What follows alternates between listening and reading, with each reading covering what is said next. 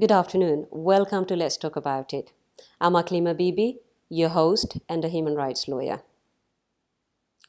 Marriage should be a blessing, a joyful moment for a couple to love, honor, and respect from here to eternity. However, that is not the case for many as they are forced into marriage, which is a clear human rights violation. To discuss the issue, I have my special guests. On the first part of the show, I have Borough Commander Parm Sandhu, DCI Sam Faulkner, and Detective Constable Christine Roberts. For the second part of the show, I have Kim So from Immigration Marriage Fraud UK. Let me introduce you to my guests. First, on the left, I have Borough Commander Parm Sandhu. Then I have Christine Roberts, Detective Constable. And then we have Sam Faulkner, DCI. Welcome to the show. Thank you. Thank you. Pam, I wanted to know a bit more about yourself, and same with you, Christine, and Sam as well. Do you want to tell me a bit about yourself? Okay, I'm a Borough Commander in West London, in Richmond. I've been there just over a year, but I've been working in the Metropolitan Police for 28 years now. And during that time, I've dealt with a variety of different issues, cases, honour-based violence, forced marriages, and also FGM. And it's a subject that we all feel very, very passionate about, and it's something that we can all make a difference in. And that's why the three of us are here today. So if I pass you on to Christine to give you... Yes, please. Christine, go ahead. Hi, Aklima.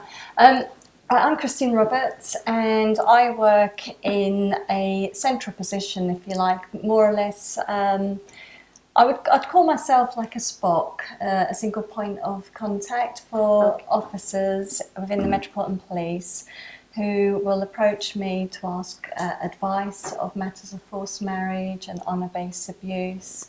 And I also deal with keeping the officers informed of changes to legislation. Okay. And I also work with a lot of partnership agencies and organisations, all to do with forced marriage. You're very passionate about the issues and keeping our community safe. Very. What about you, Sam? Hello, I'm Sam Faulkner. I'm a Detective Chief Inspector in the Met Police. I've got the best part of 29 years service, most of which has been operationally based in the east of London. But I'm currently responsible for what we call public protection in London, which is all issues such as honour-based violence and forced marriage and domestic abuse, hate crime, missing people and so on. And so I have a central role based at Scotland Yard. A very important role as well.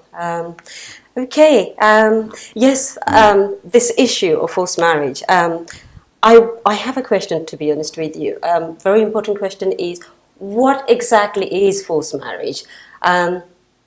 Sam, do you want to tell us that? I mean, Christine, you probably have experience as well. Please do join in. What exactly is it? I just want to know the definition of forced marriage. Well, it's quite simply, it's what it says in the title, really. It's a marriage that you're forced against your will. It's not an arranged marriage. That's entirely different. Arranged marriage is part of a society in many parts of the world, but forced marriage is entirely different. It's when the two parties or one party has been forced against their will to enter into a marriage.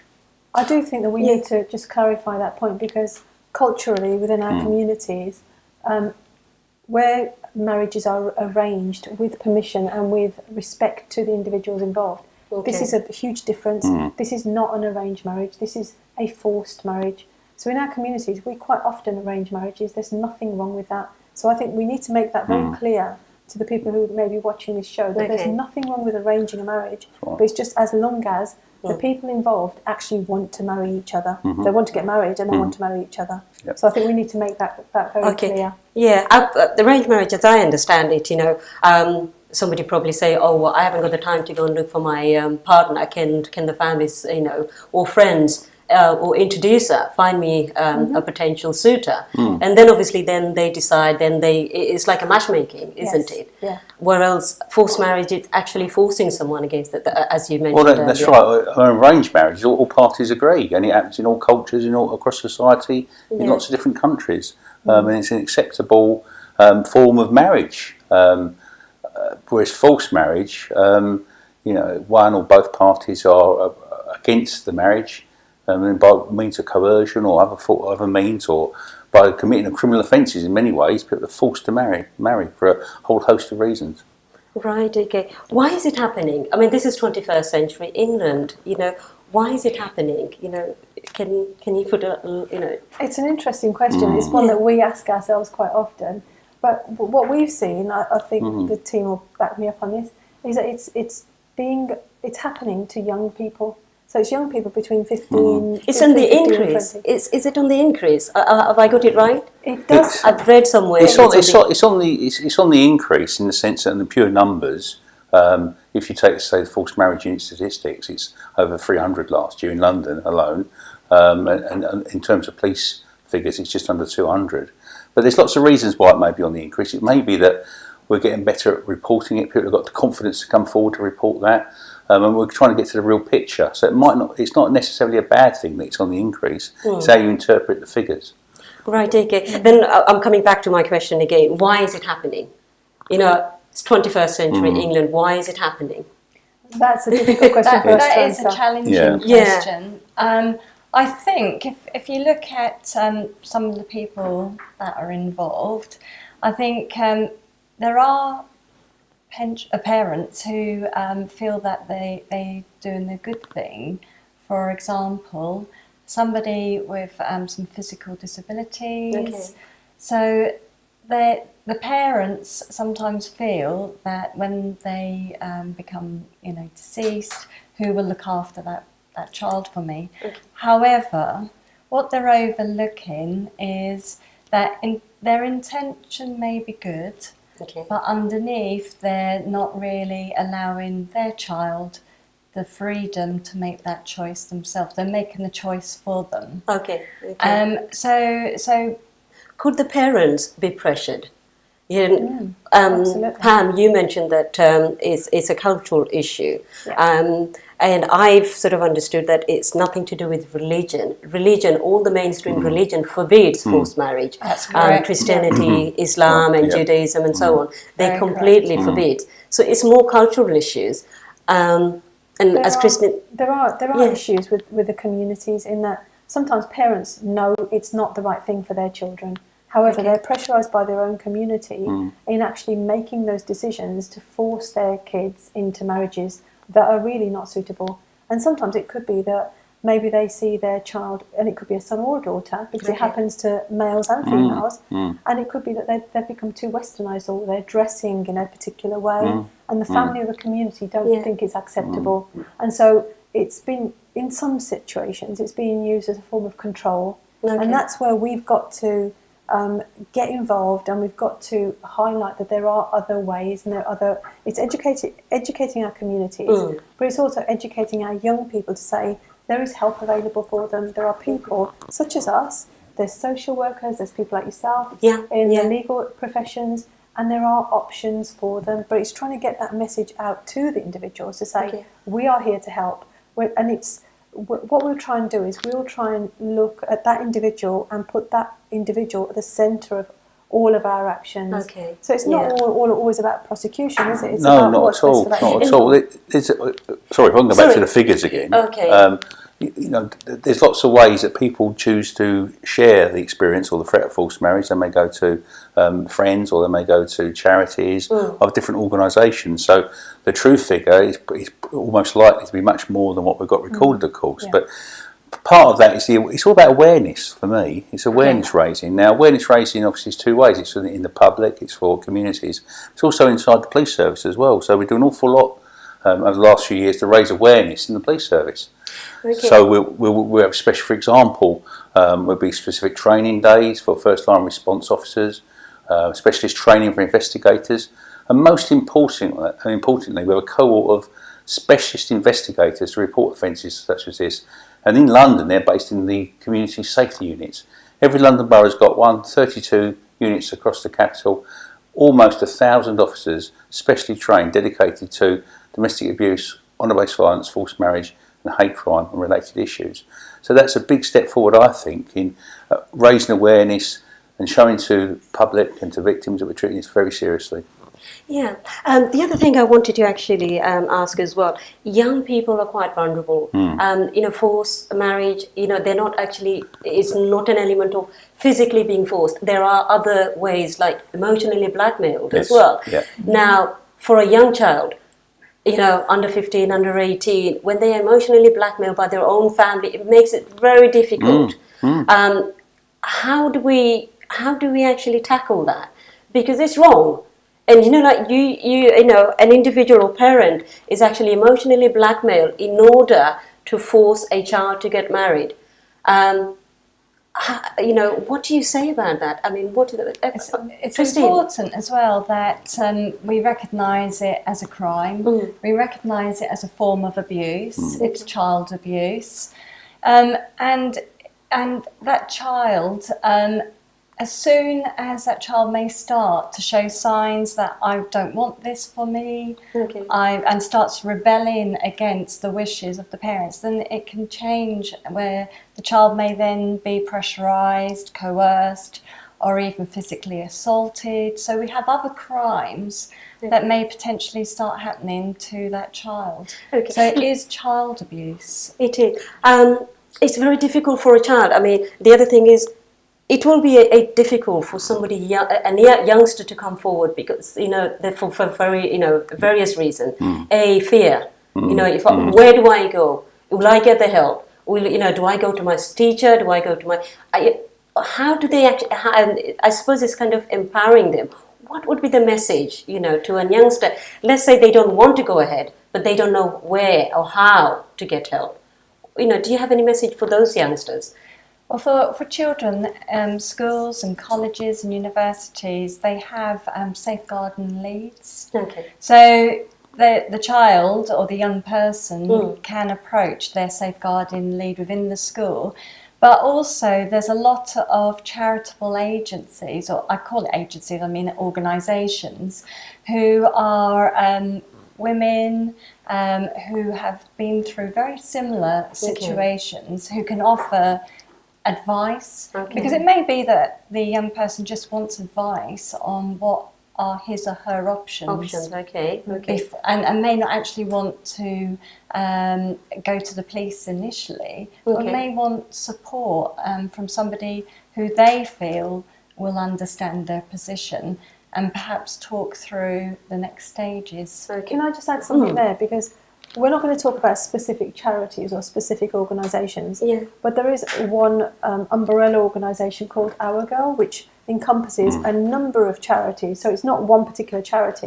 It's an umbrella organisation, and they're internet-based. So you can actually, so if there's any young person who's watching this today who just wants to have a look at what's available, what support mechanisms there are, and what is actually an offence. Because when we talk about offences and we talk about child abuse and we talk about honour-based violence, there's a whole host of different types of offences. But if any of these young people have a look at Our Girl, it will give them some insight into what is. When it says Our Girl, is it specifically for girls or boys? It's for because a lot of young men are suffering the same thing. And we recognise that this is something that's being perpetrated against young boys as well as young girls. But the organisation encompasses a lot of different charities. It's right across across the UK. But it's just a site where you can go for information. It's like Google. It's like so it's on your fingertips. Basically, all the help and advice is available. If you really want to sort of don't suffer in silence. If you do need help, seek help. There is plenty available. That's a really good point, actually. But don't leave it too late, because if you suspect you're about to become the victim of forced marriage, or indeed if you are involved in the forced marriage, come forward to those institutions we've described or to the police service and make it known, because you can get help. There's lots of avenues of help available to you. Can I just make one more point as well? When we come across these individuals, prosecution isn't always the right option. So I was going to come to that. So I just right. wanted to say that if there's anybody out there, we as police officers, we are not going to lock up your parents. Okay. So if there's another option, and that is removing that person or assisting them into a different location or helping them move schools, colleges, homes, anything like that, it's not about locking up their parents. Please don't think that if you come forward that your parents are going to be locked up. That we will look at what is best for you as an individual, and that's the action we'll take. So the best interest of the individual is at the paramount. Basically, it's a priority for the police or the law or the authorities. It's what they want to do, but they have to make that decision themselves, and they have to come forward and ask for the help, ask for the advice. Go on the internet, or come to us, and we will put them in touch with the right people. And as Sam's mentioned, we have dedicated community safety units, and we have social workers embedded within those community safety units who assist, and they will look at all sorts of education, housing, health. They'll look at the whole host of support mechanisms that are available for each young person that's been involved.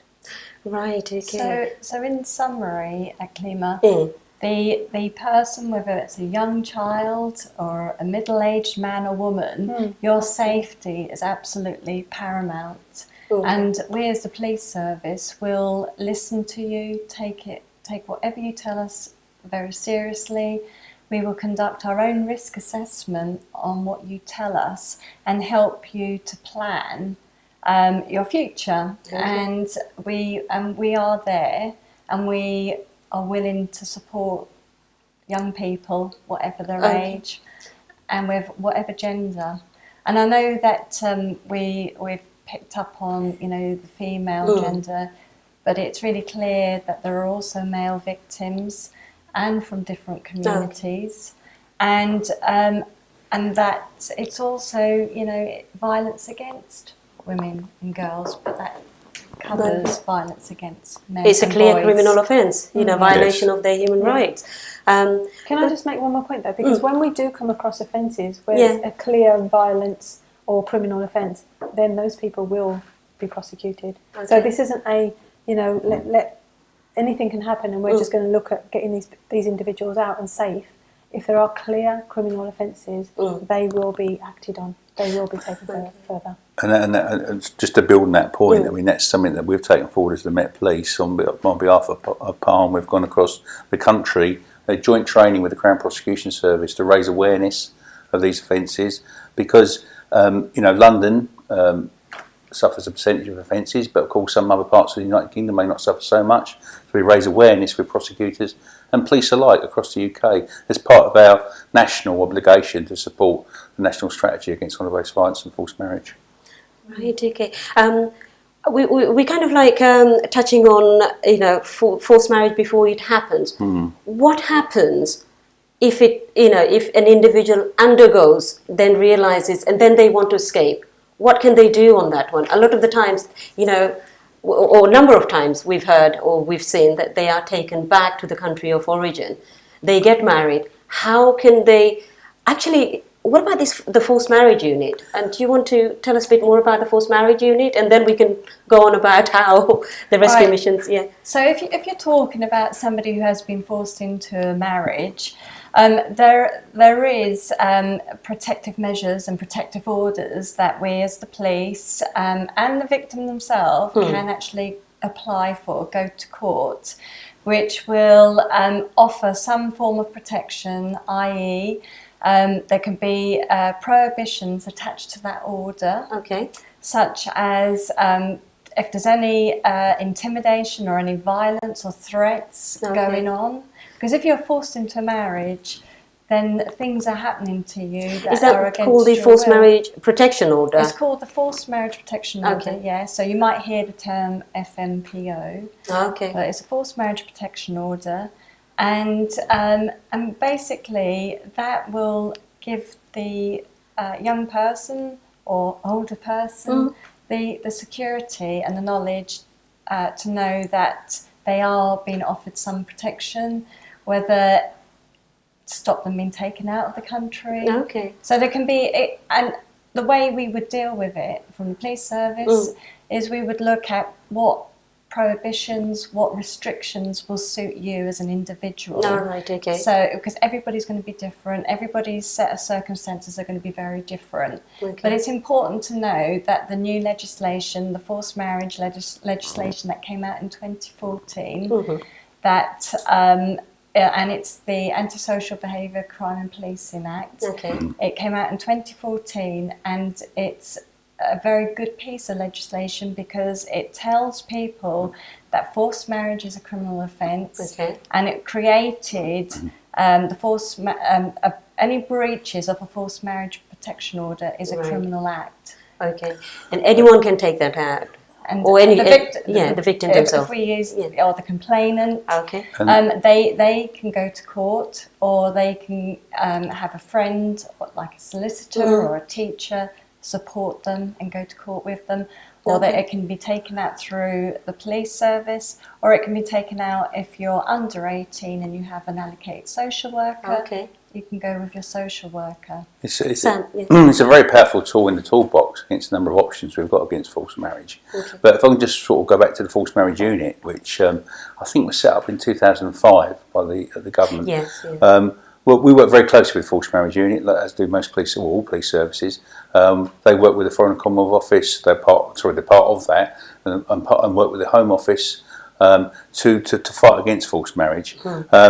Very, very strong partners. A lot of people report forced marriage to them. I've worked with them very closely, not just around policies and partnership working with forced marriage, but also operationally in the past to rescue people who have been victims of forced marriage abroad.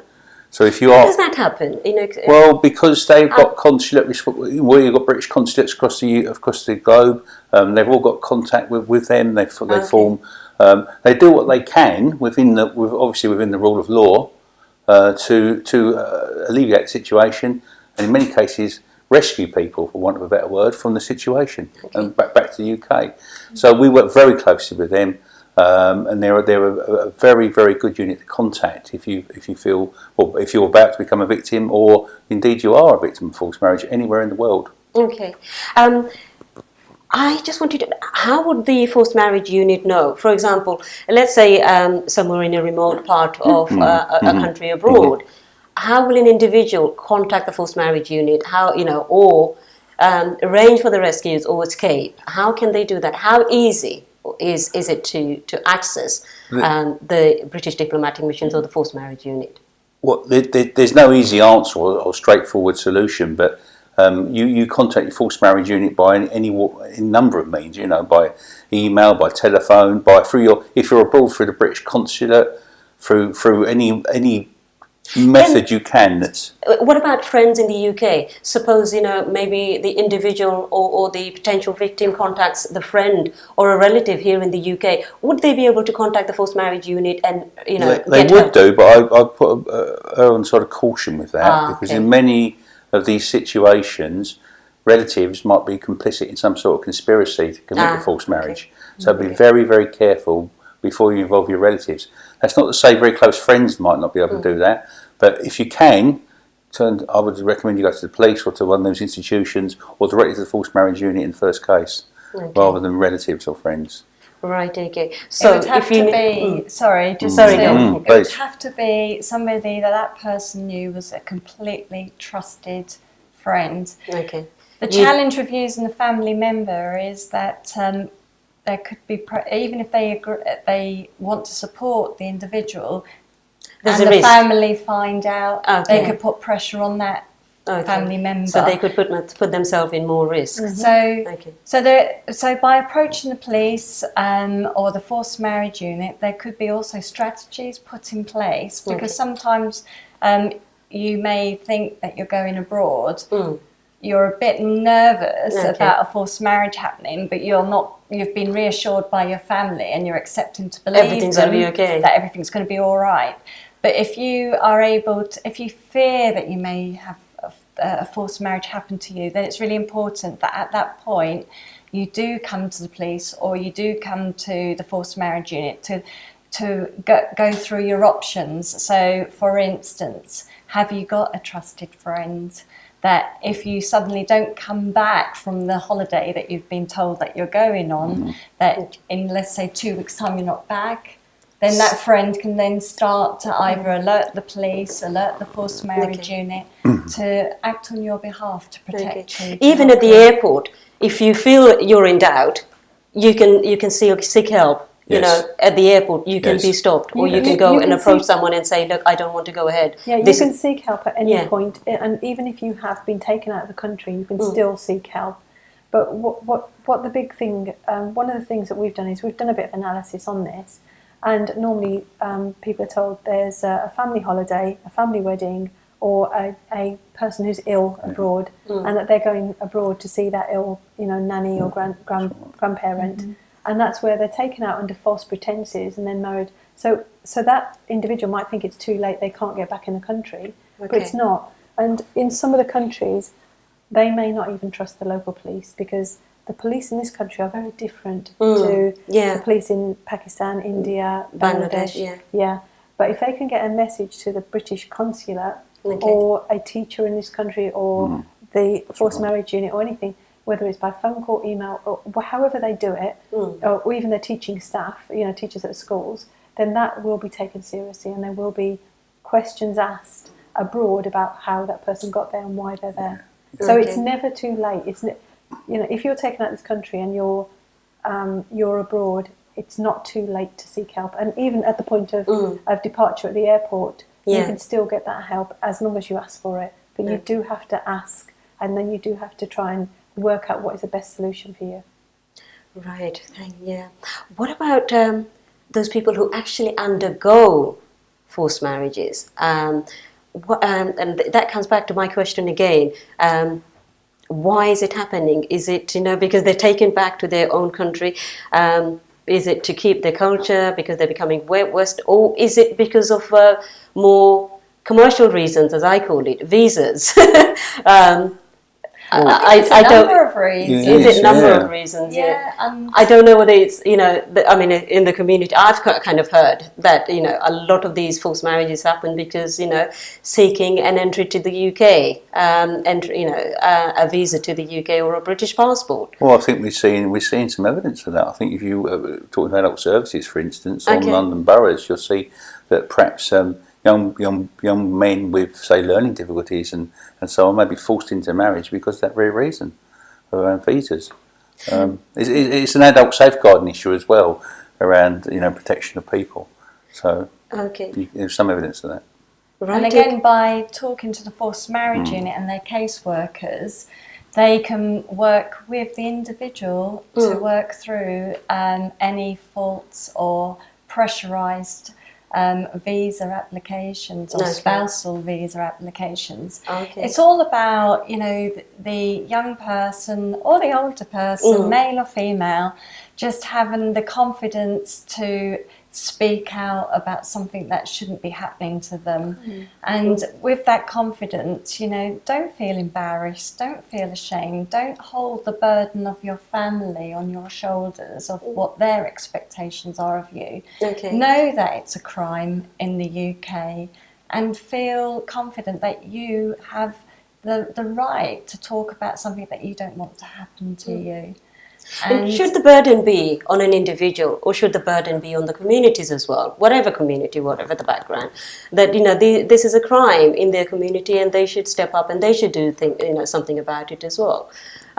It's not always as obvious as that, because even with domestic violence, the neighbours may hear something, they may not hear something, but until the individual actually acknowledges that this is going on, it may not be picked up by neighbours or the community.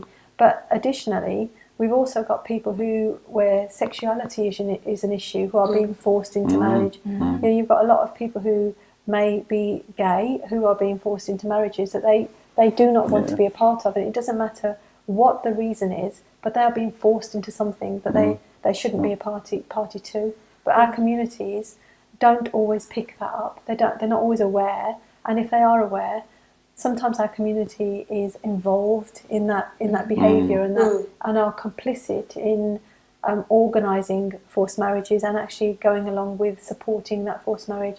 So that there's a variety of issues, but that's a social a social issue which is embedded in the background of our communities who came into this country. Okay. And there's all sorts of influences from going to school, colleges, universities, and there's a clash. There's a clash of communities, culture, and it's got nothing to do with religion. Absolutely nothing. And obviously forced marriage is a crime again. It's a crime, and it should not be happening, especially on British soil. No. You know, No, that's right. We have to try and stop this.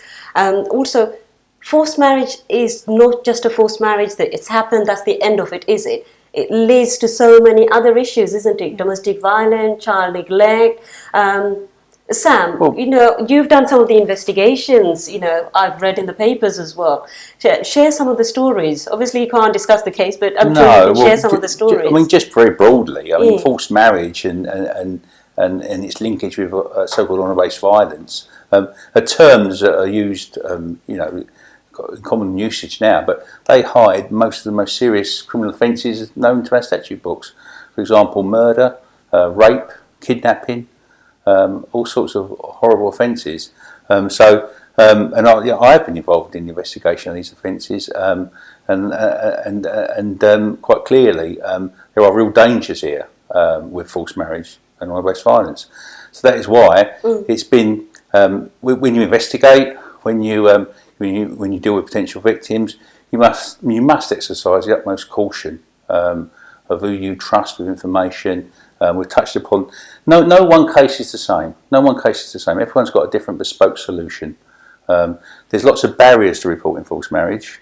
We've touched upon one. I think Parm just said there about criminalising parents. No one's wishing to criminalise parents unnecessarily, but sometimes you have to criminalise people because we are committing very serious offences. But there's no one straight solution. And as I've touched upon previously in this interview, I've been involved with having people rescued in Pakistan and other countries with the forced marriage unit.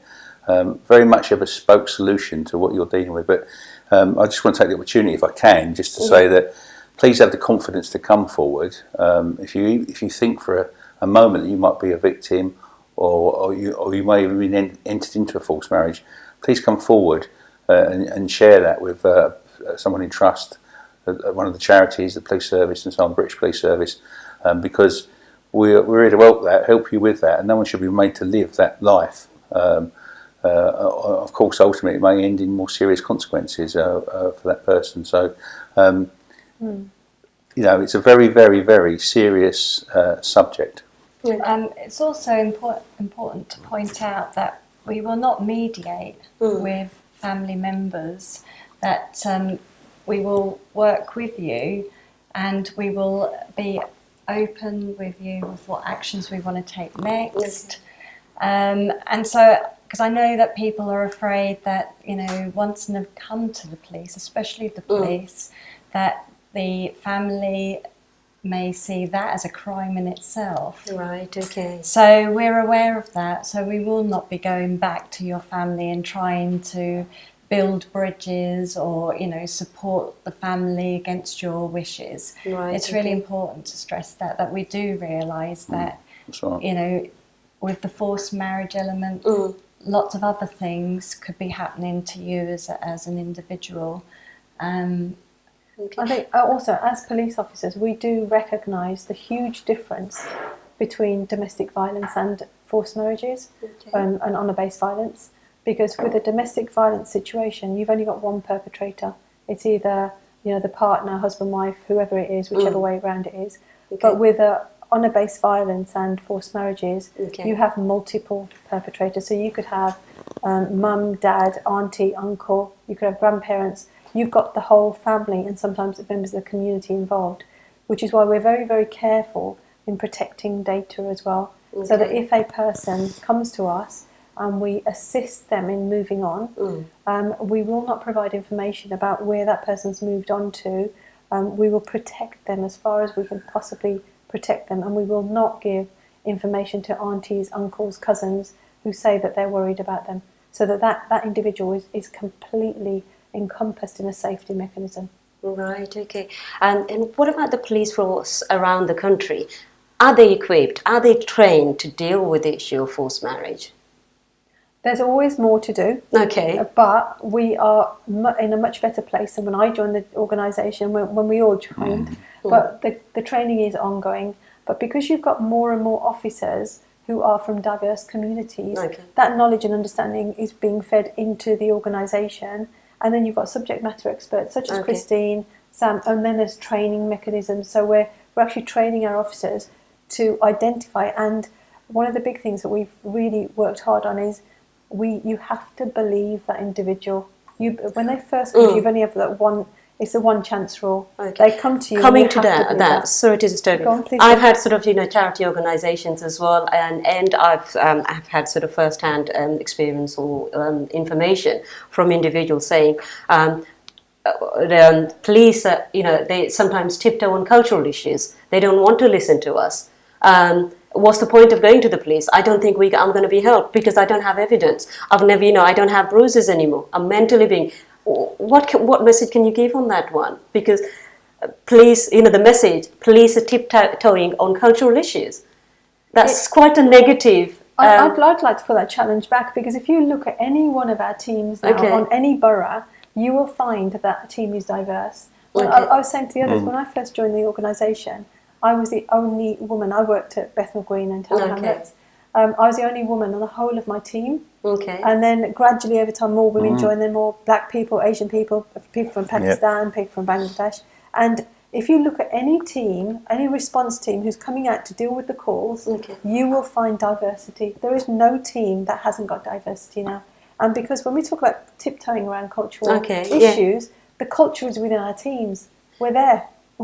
And I still go out on patrol with my teams.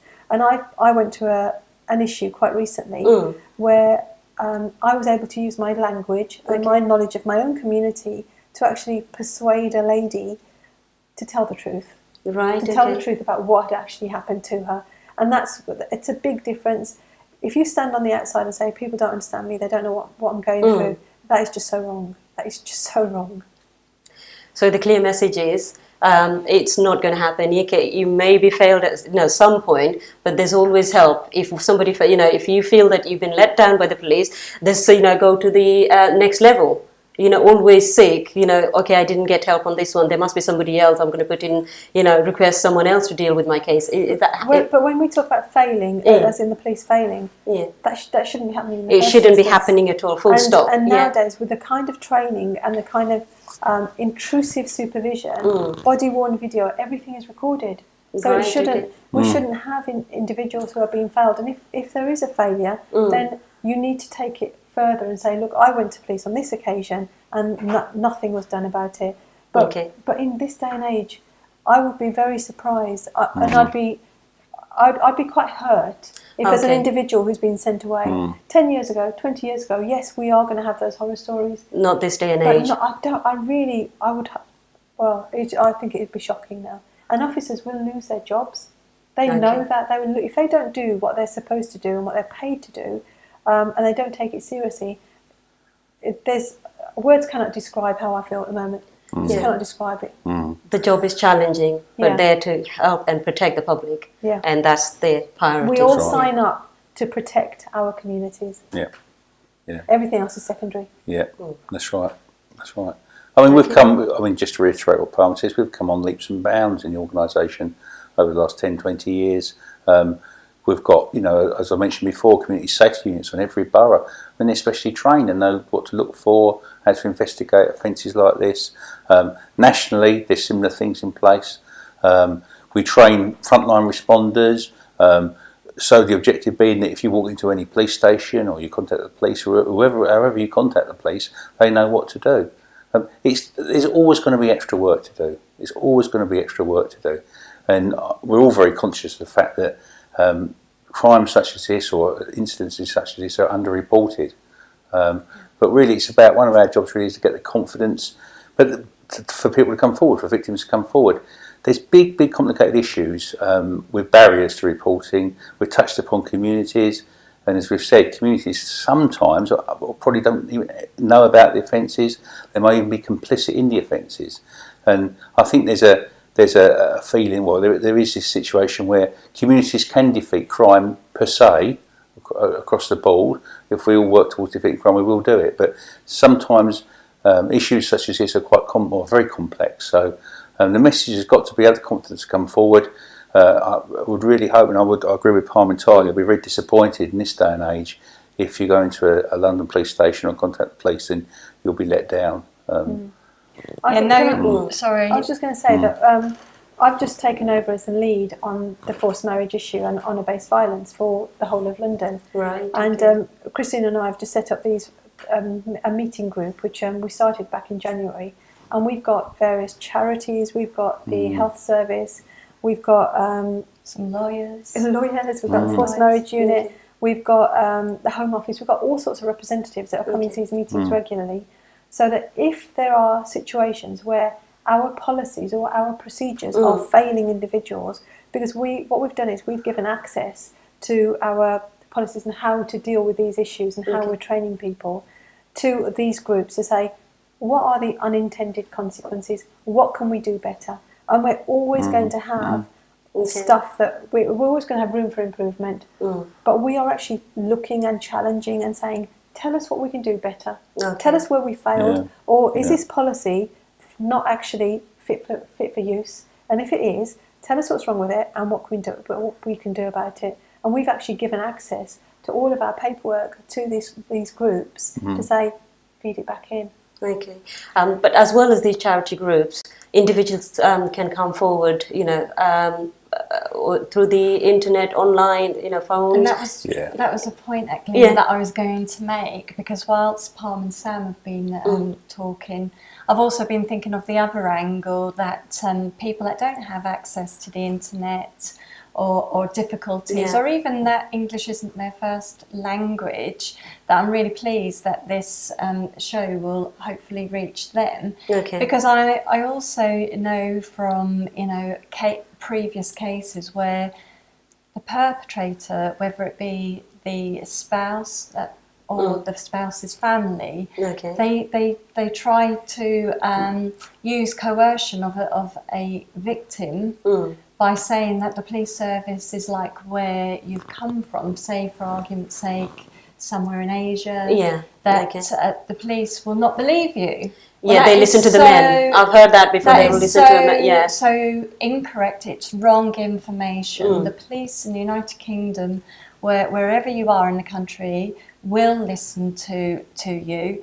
The comparison that the police in the United Kingdom is the same as the police that may have members in the police service abroad that actually are in favour of the perpetrator. We hope very much that you will not have that experience in the United Kingdom. That when you come to us, it's in confidence. We will take you very seriously. We will speak to you alone, not with family members. We will not mediate with the family. We will not involve them. And then we will work through a strategy or like a safeguarding plan to make sure that you are kept safe. We understand, as Parm said earlier, that you may not wish to have your parents prosecuted, but you want it to stop. And you want any further abuses, whether it be verbal, emotional or physical, you want that to stop. Is that in order to get in order for it to stop, is that the forced marriage protection order? Is it safe to get that? How does it stop? Is the police going to stop, or you have to actually get legal? It doesn't necessarily, because maybe the forced marriage protection order is not needed on some occasions. Maybe it is needed on other occasions, and that's what, why we're saying, you've got to come forward if you feel this duress, this pressure, this external pressure, whether it be coming from your immediate family, your extended family, and the community. We want you to just feel that there is somebody here that will listen to you. And obviously the forced marriage protection order provides, I mean, it can be for us to have your passport so that you can't be taken out of the country, or a copy of your passport, but we can then discuss with you how you go on to keep your most precious documents safe. There's nothing, what I'm trying to get across in the most easiest way, there's nothing to be lost by speaking out and having the confidence and knowing that there's loads of information on the internet if you available for you to access help and assistance. Yes. Okay. And another important thing, Christine, sorry. you probably know more. If you are trapped or stuck abroad, sometimes I had a call once saying, I don't have my passport, somebody's taken it away. That doesn't matter. You're a British citizen, it's your duty, and travel documents will be arranged for you to travel back to the UK. Am I right in that?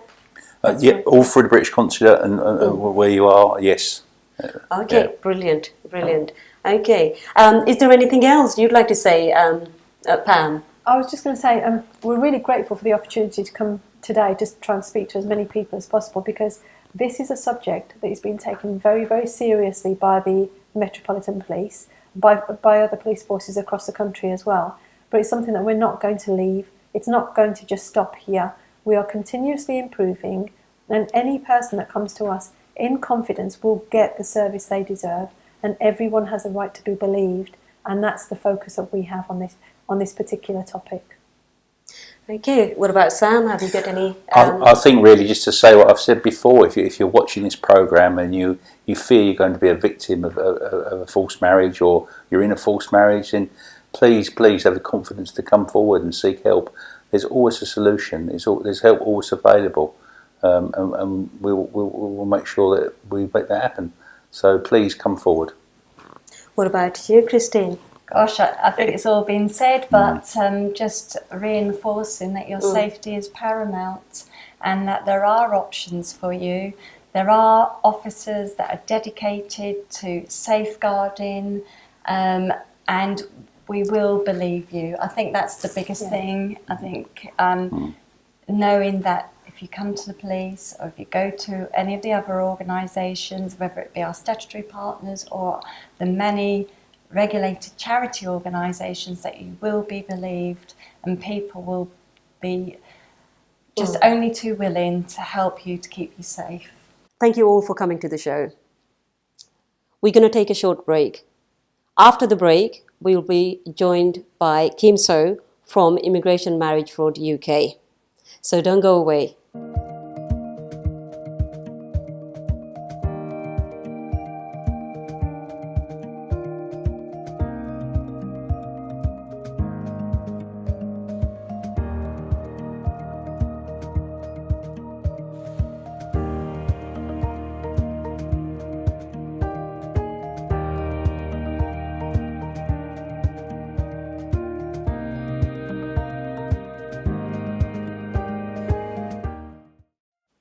Welcome back. I have with me Kim So from Immigration Marriage Fraud UK, who will be discussing further about forced marriage and the other issues which raises from forced marriage. Welcome to the show, Kim. Thank you very much for inviting me. Okay. Before the break, we were talking about forced marriage with the Metropolitan Police officers. However, forced marriage is not just a forced marriage. It leads to other things. One of the big issue is the commercial gain relating to forced marriage. Kim, do you want to explain, how does that happen? Yes, I think many people are being too sensitive and not actually looking at the financial aspect of a forced marriage or an immigration marriage fraud. What is happening is that families are spending money to get people into the UK and also receiving money for bringing people into the UK. And we're talking about many thousands, many tens of thousands of pounds in some cases. And this negotiation is happening away from the victim who is going to be married off. Also, introducers have a part to play in this. They're also receiving money for arranging the marriages. So it has become an industry. Now, if the person was to have carried this out in the UK, it would be described as a sham marriage and they would be prosecuted. But actually what is happening is that this is one of the reasons why we have an issue that has got completely out of control. But sometimes what happens is, the issue of forced marriage, it could be that the parents think that they know what's best for their child, so they probably choose a suitor. A lot of that, it could be, the first cousins or, extended family members. So it's not always commercial gain. How is that commercial gain? It could be the best interest of their child, as they're thinking. Yes, but unless you are doing this, having been educated, which is why I'm on the programme today, you do not understand the pitfalls of what is happening. Now, for instance, give you an example. One mother contacted me from the Pakistani community, and their child had severe learning difficulties. She was unable to live independently on her own. And the father had decided that she was going to have an arranged marriage. And so they made her marry somebody from Pakistan. However, this is where it gets interesting. So it was an arranged marriage. It wasn't forced as in, I'm going to hit you if you don't marry. Okay. But it was forced by the family, and the daughter, who, as I said, had severe learning difficulties, was more than happy to marry because this was her opportunity to marry. So it was actually an arranged marriage, but how does the force element comes into it? Because the family were forcing her to marry, and she was not of the competence to understand what was actually happening. So she did not have the mental capacity she didn't to have the decide mental for capacity. herself? No. Okay. No, she just wanted to get married, as most girls, whatever intellectual ability they are, would say they wanted to do. So she was coerced into marrying, and money changed hands. Okay. And the person came over from Pakistan, and the mother had great misgivings about what was going on and had explained how vulnerable her daughter was.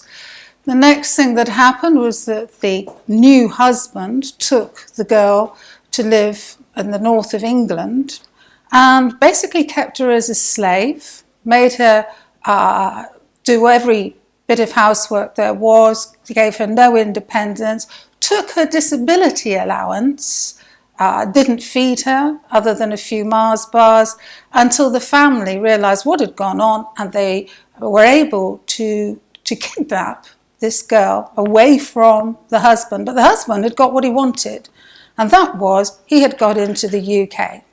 And this was that before he get, because you get first you get limited leave to remain, and then you get the ILR. Now, no, first you get the spousal visa. And the spousal visa lasts for 2.5 years. Okay. Then you need the support of the spouse in order for it to become an indefinite leave to remain. Right, okay. Now, if the spouse is to say that the marriage is broken down before then, that is supposed to mean that it is considered for terminating the spousal visa, and they are deported. Unfortunately, you have to have very strong grounds, and you must not have children, otherwise the Human Rights Act kicks in, and unfortunately this means that people remain in the UK even though they are bad people. But I want to go back a little bit in the conversation. I think we've got to start by understanding what immigration marriage fraud is, a term that is used by the Americans, the Canadians, the Australians, and those in New Zealand. And it covers a wide spectrum of fraud. However, the European Commission has recently decided to categorise a particular kind of fraud by the name marriages of deception. And this is where people are being deceived into being married. Now, this can be a deception that can stem from the family arranging the marriage. It can be a deception because of the introducer who's putting the marriage together. It can be a deception because one party has no intent as staying in the marriage at all. Right, And it okay. can be a deception at a much deeper level to do with their identity, their criminal record, their marital relationships, Okay. even to the CVs that they may produce and the false qualifications. Okay. So this is what we mean by the term marriages of deception. Now, to give you an example, our organisation was started by Deline Alawain, and she had gone to Tunisia where she was introduced to a very charming, good-looking young man, and he persuaded her that he loved her, and he persuaded her to marry. And so she brought him into the UK. And behind her back, because his intent was never to remain married at all, he had taken another wife in Tunisia, where it must be said, in Tunisia, that is not allowed. Bigamy is a criminal offence in Tunisia. Right. You have a financial fine and you are put in prison.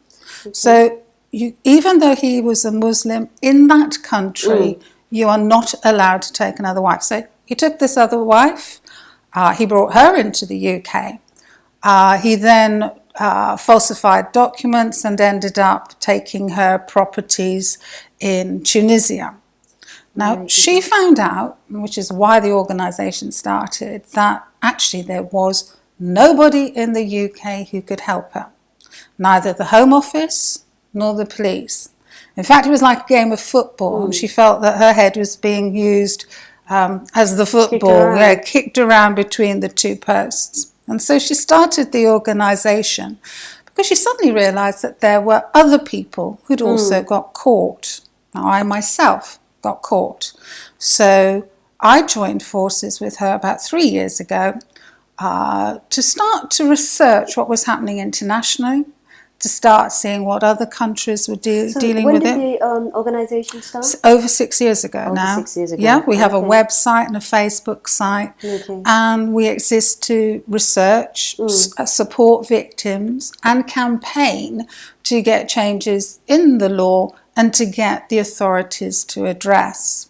Now, that's taken us down some very interesting roads because we've linked with all the other international groups. Okay. And there are certain profiles of fraudsters that we are seeing across the world. And a lot depends on where the fraudsters are actually coming from. Now, I mentioned what happened to Deline. That's a fraud that since 1982 has been called business.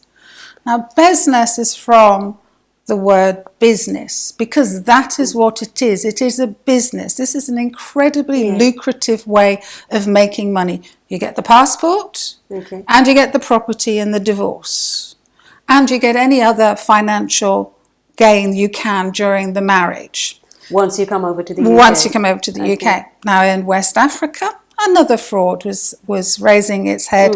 Probably about the late 90s when the Gambia became a tourist destination for the British. Okay. The game also involves bigamy or polygamy without consent, has other slightly different features, but the aim ultimately is to get the passport, get as much money from the victim as possible, and to bring in the existing family that they have, because that's the major difference. With business, the fraudsters tend to marry after, and with the game from West Africa, they're already married before they marry. British citizens are being targeted, or they are praised for these people. Yes, they're being targeted. Now, then we found that there was a particular pattern of what was happening in Pakistan, Bangladesh, and India. And where it gets interesting is when you start to understand the migration routes and what is actually happening. Now, we were all aware of the jungle in Calais. Well, that would be all different nationalities coming together, and they would be talking about what are the best ways to get into the UK. How can you secure your immigration status? And they were sharing knowledge about the techniques that were used.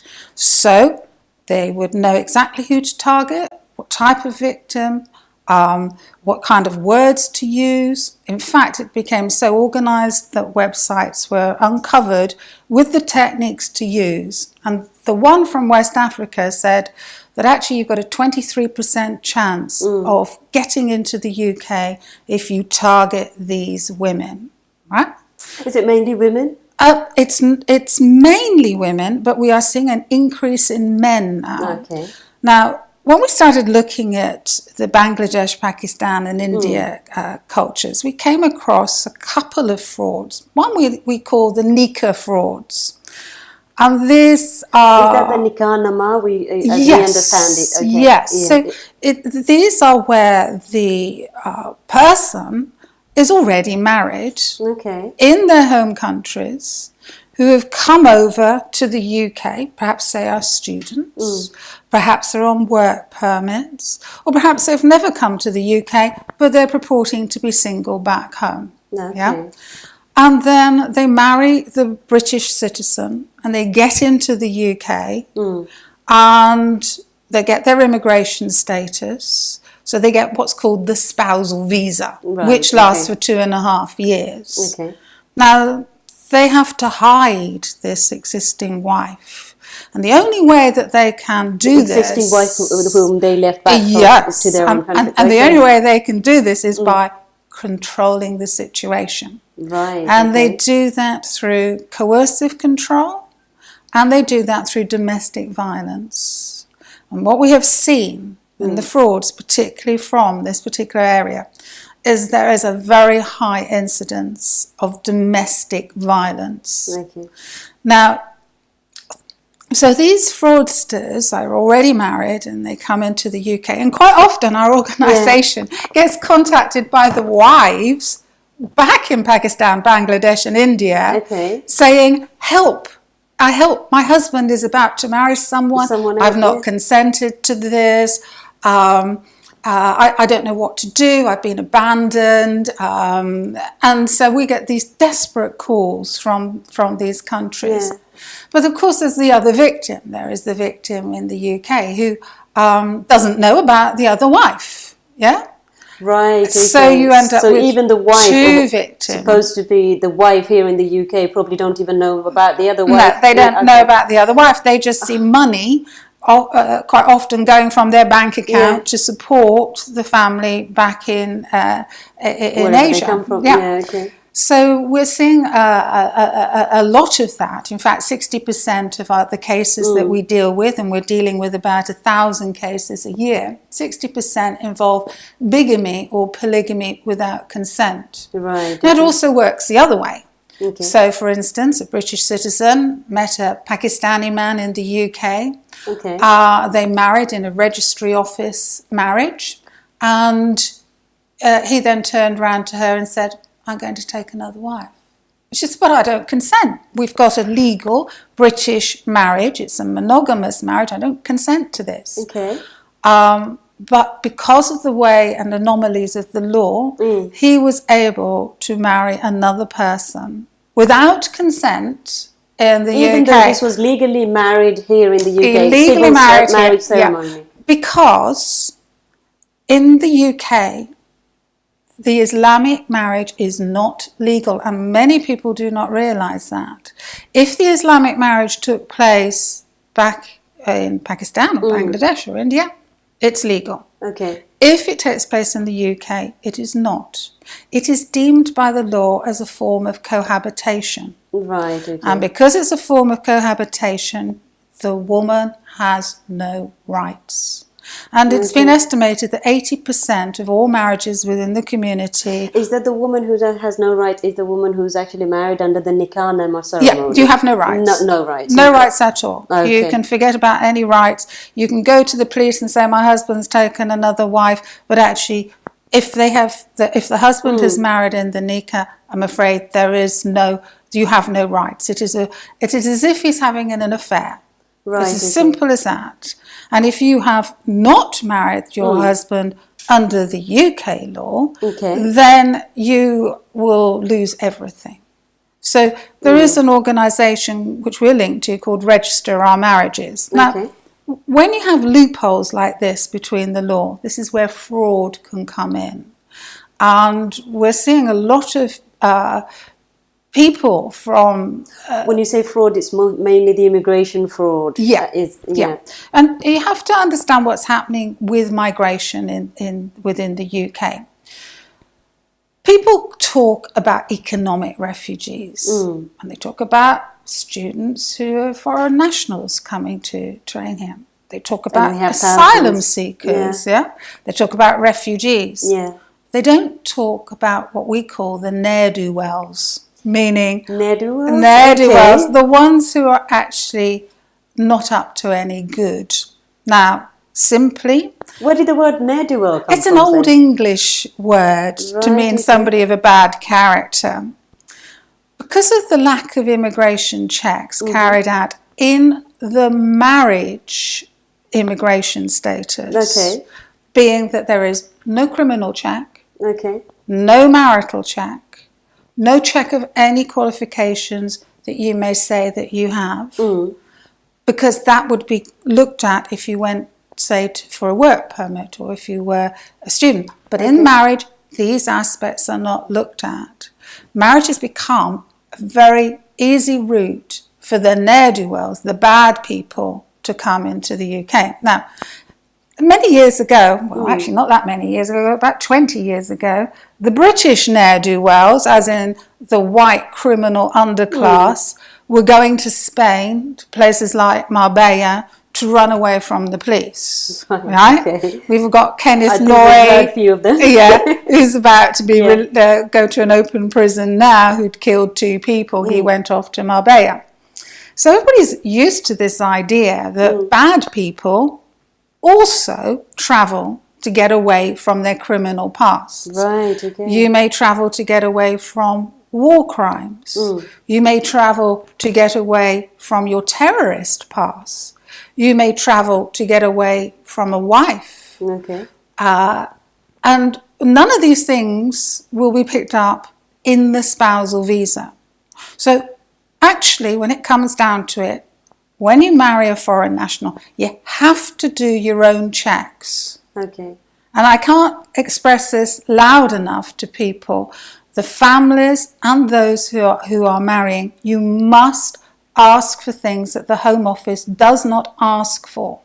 You must ask for a single person affidavit, because otherwise you could be marrying somebody who is already married. Can I just stop you? With the Home Office applications, though, the vigorous, information requested or required, the forms, some of these Home Office application forms for visas are, probably about 100 pages. So I would have thought that the Home Office would pick up on some of these fraudulent activities. No. There is a very interesting paper that was written in 2015 after a parliamentary ombudsman investigation. It was called Home Office Failures Put Family in Danger. And they went through what were the actual checks that were being done on foreign nationals to come into the UK. And basically it's diddly squat. If you live in Canada or America or New Zealand, you will be checked. But there are no checks that are being carried out. In fact, it's very often not even a requirement of employers to do a criminal record check. So say you work for the NHS or education, there is no legal requisite to check the criminal past. And there's no requisite within the Home Office policy to check on whether a person has got another wife or not. So the burden becomes... The burden is on you and the families who are arranging the marriage to ascertain whether it's a fraud or not. Now, I think it's very important that anybody, from whatever colour, whatever nationality, starts with the premise that all people between foreign nationals and the UK are fraudsters. That is not to say that they are, but it is really important to start with the premise that this could be a fraudster. Because when you look at what's happening in migration, at the moment in the UK, you have got well, the old figures in 2010, an estimated 1.1 million illegal migrants. The paper came out a couple of months ago about the number of illegal migrants coming into the UK now. It's an estimate by a former Director of Immigration Enforcement, and he was saying 150,000 a year. Right? Okay. So on top of the 1.1, 150,000 a year. Okay. Those people you will not know anything about. Nothing. There will be no record of them. Right? So anybody, whether you meet them in the UK, like I did with my husband, I met him in the UK, but he was a foreign national, or whether you meet them abroad, or whether it's through an introducer, you must start with the premise that this can be a fraud. And must start with the premise. Must start with the premise that you must go into this with your eyes wide open and understand the value of that passport. Now, as migration laws have tightened, it has become harder to get into the UK. So, people who are your ne'er-do-wells are going to try and find the loopholes. So they're going to use the NICA loopholes. That's what they do. They're going to use false passports. They're going to use fake qualifications. They're going to use fake identities. They're going to hide their criminal past. And they are going to target a woman. Now, it might be, of course, that the family are the ones who are arranging the marriage. And this is why it's so important that everyone is aware of what is actually going on. Because the family have got to start with the premise this could be a fraud, because the consequences are so far-reaching. Now, let me describe some real cases. How can they check? Nobody's set out to, they're not investigators. They're not, Well, hire one. The ability to hire one. Hire one. I mean, this is the life you're playing with. Therefore, do your check. You could destroy your daughter's life by making a wrong choice if you don't do the homework. And you have to understand that the online romance scamming has got out of control. And it's exactly the same with the matrimonial sites that have come up. Is that the dating sites, the online dating sites? The online dating sites, so huge amount of fraudsters are targeting through the dating sites as well. The dating sites and the matrimonial sites that are set up. So false profiles are being used, and it has become epidemic. If you want to understand more about how the online side works, go onto the Action Fraud website and understand how that is actually taken off as a life of its own. But as more people are trying to get into the UK, and the UK is trying to stop people from getting into the UK, the ne'er-do-wells will find a way.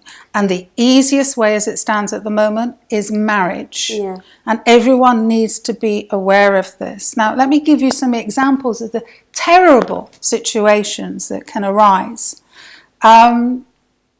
Can I just I just want to make one point. Although the Home Office or the British government are trying to stop people coming in, it's not a bad thing for someone who genuinely wants to come in. They're doctors, engineers, and genuine marriages are happening as well. There is no problem. Everybody has a right to have a better life. It's the fraudsters. It's the fraudsters. The ne'er-do-wells that we are concerned about. We are, because they are fraudsters. They are con men and con women, and they will destroy your life. Now, they're not good for anyone. No. I mean, one of the biggest targets at the moment are doctors. And are we talking about British doctors? British doctors. They're praised. British doctors who come from the Asian heritage, who have gone to a matrimonial site, a dating site, an introducer, or their family has heard of somebody through a friend, and they are meeting women, and the women are married and they're brought over to the UK. And then the woman has absolutely no intention of staying in the UK. So not only men, we were sort of like thinking, like a lot of ne'er-do men targeting, British women, but we have women women targeting our British and men. this is the growth for immigration area. visa purposes. Growth area at the moment. Unbelievable. It's been recognised in the Home Office Annual National Threat Assessment. Yeah. We did a report where we were included in by the Independent Chief Inspector of Borders and Immigration, called the Settlement Casework Report. We personally estimate that 50% of all those claiming domestic violence having occurred to stay in the UK, up to 50% could be false. So let me go back a bit. About the doctor. Because we missed out the bit with the doctors. You see, because the doctors they marry these women quite often. The women may have no intention of staying. They may not consummate the marriage. They may already have a boyfriend in the UK. They may have a husband or a boyfriend back home, but they've come over here because they want to be in the UK, but they don't want to be married. They want to be the UK. They want to settle here in the UK for a better life, but not for the purpose of having a life with the person they. No. Yeah, they come in.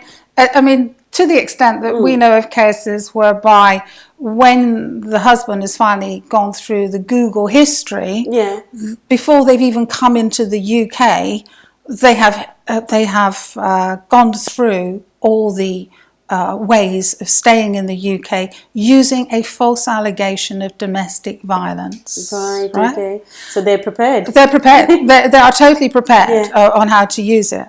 So they come in, and this poor doctor, and I'm going to keep using the examples of doctors because they're rich. They're rich, and that's why they're targeted. Rich men, and women. Rich men. So the women come in. They've targeted these rich people. Can we say they're gold diggers then? They're gold diggers. Yeah. They then make a false allegation of domestic violence. Yeah.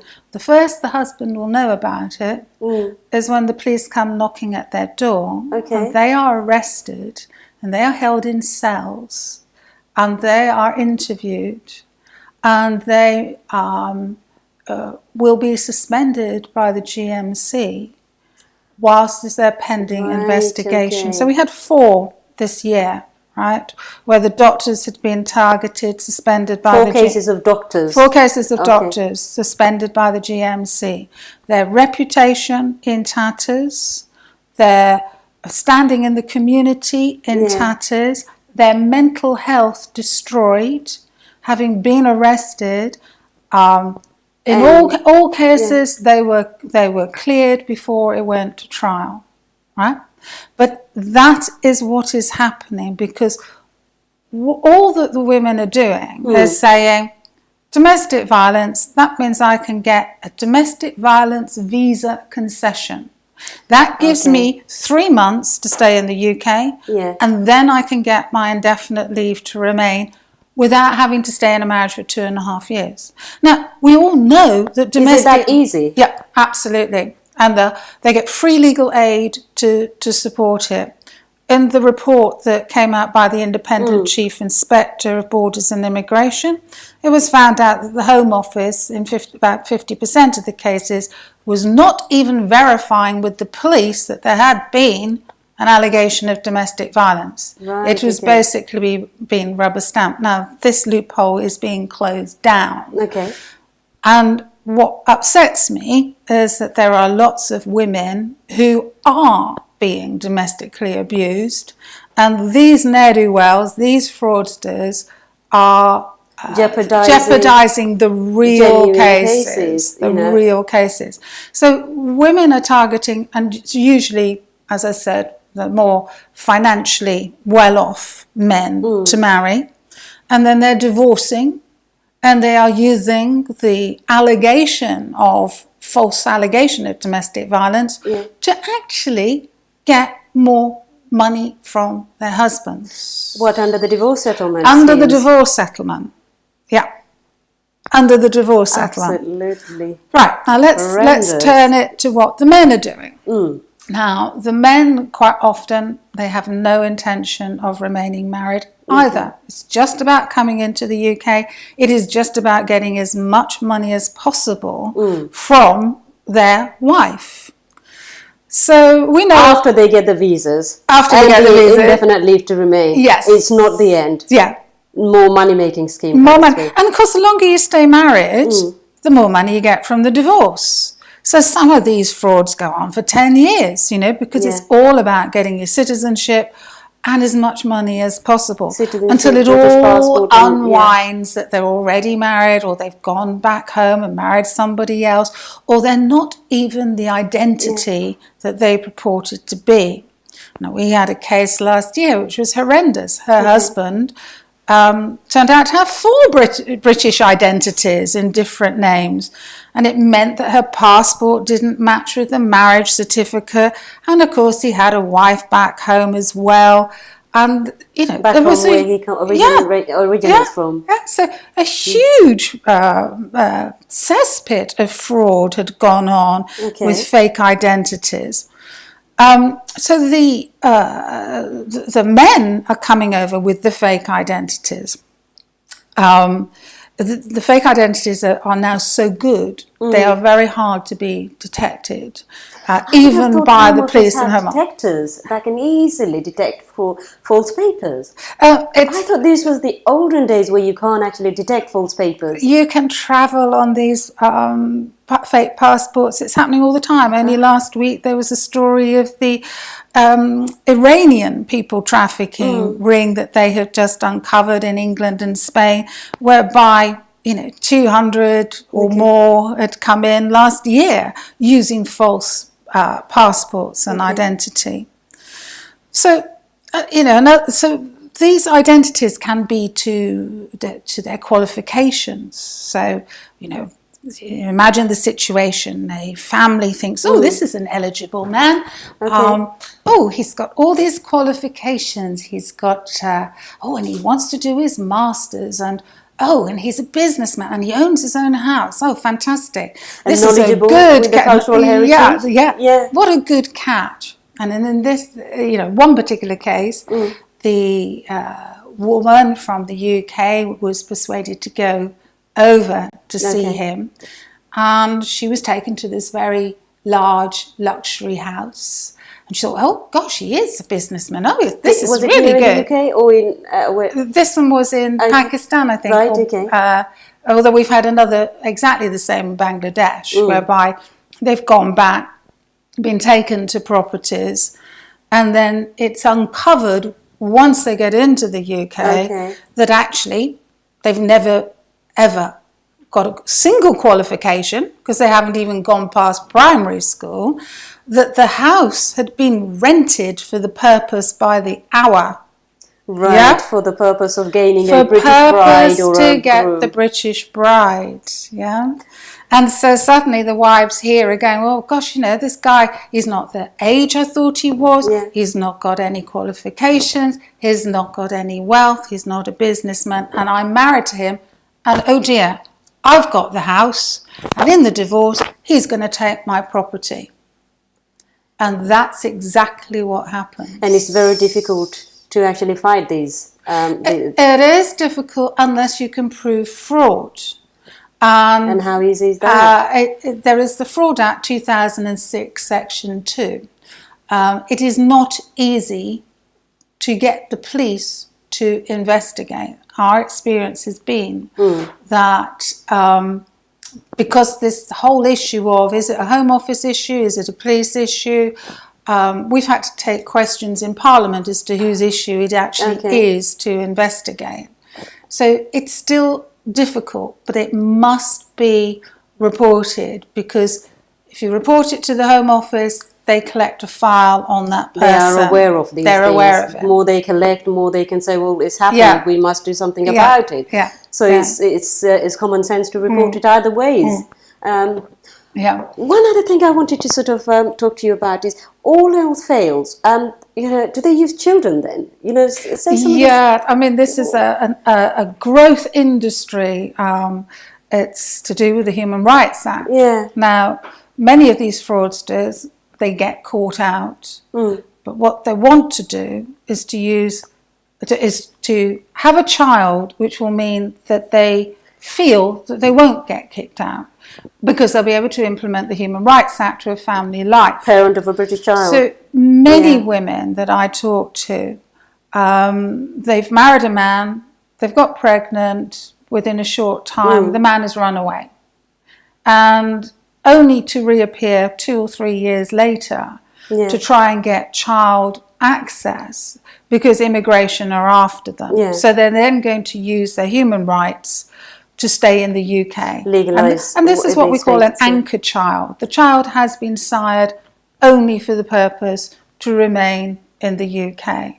And the custody battles that happen have to be seen to be believed. I've had the terrible experience of being in a family court whereby the aspects of the fraud and the immigration would not be taken into consideration.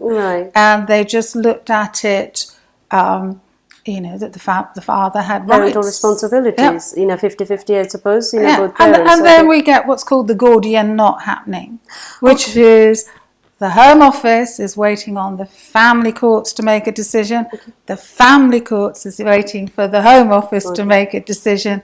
And so the cases drag on and drag on and drag on. What would be your message? I mean, you've told us, these stories, which are obviously, it's happening every day. Every single day we get calls. What would be your message to the people or the big victims or potential victims? Okay, my first message I've already said, which is, start off on the premise that they're all fraudsters and then you will not make a mistake. So you check with the single person status, you get an affidavit of that. Vitally important because polygamy is rife. Polygamy without consent is rife. Bigamy is rife. 60% of our cases involve those two aspects. So get that affidavit of single person status. Prenup is another very, very important thing to do. Under the family law. Yep. Also avoid, where possible, marrying abroad because of the different laws that exist. At least if you marry on home soil here in the UK, then the jurisdiction aspects of where crimes take place, it puts the focus very much here, which means you'll get more chance of doing something, getting something done by the police and the Home Office if it's happened here. If it's happened abroad, you won't.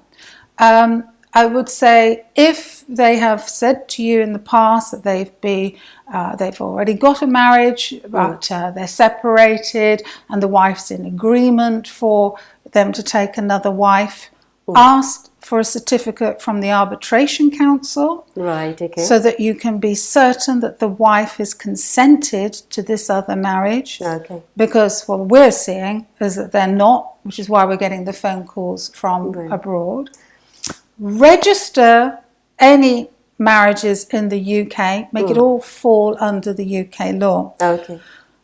If you have any suspicions, if you're being abused physically or coercively, report immediately. Report to the police and report to the Home Office. They may not do anything about it, but you need to start building up the evidence of what is going on. Too often I come across cases whereby they've been seriously physically abused. I mean, one woman had her amniotic sac ruptured by her husband, who was a fraudster, who she'd met in the UK. But no record of that existed at the police station or with the Home Office. You must start thinking, if there is a possibility that this is a fraud, do not be afraid, report it. Even if you decide not to go forward with a prosecution, it's vital to have it recorded somewhere that you did in fact. Whatever the issue, there's, seek help. Seek help before you lose everything, basically. Because this is England, help and advice is available. Register the marriages, I think we've mentioned. I'm just trying to think what else there was that I had. Yes, if they say they're attending college in the UK, ask for proof. And this is something very simple that can be done. Yeah. And many of the fraudsters we are coming across have gone to something called a bogus college. It doesn't exist. They dropped out within the first couple of months of a real college because their qualifications were fake, and obviously they couldn't keep up with the coursework, so they've had to drop out, or they've never had any intention of attending. They've always wanted to go and work. Right. So get the proof that they are attending the college and what course it is they are attending. The burden is on you. Make burden sure you is do on all you. the necessary checks, because it's your life you're playing with. Yes. And you want a happy life, not a miserable life. Absolutely. Basically. And if all else fails and you're caught in that situation, call us. Yeah. If you want to just talk it through with people who have seen it all before, and maybe you've just got a question mark in your head, just talk to us. We can put you in touch with people from your community who have been through the same story as yourself, or what might well be happening to you, and give you pointers on how to look deeper. Okay. So call our organisation, email us, look at our website, wealth of information there. But at the first sign that something is not right, go and seek help. Right. Talk to us. Kim, thank you very much for joining. We've come to the end of the show. I hope you found the information valuable. Should you do need help and assistance, well, I'm sure you will need help and assistance. If you do, please do email us on let's talk about it at lb24.tv. That's let's talk about it at lb24.tv. Until next time, goodbye.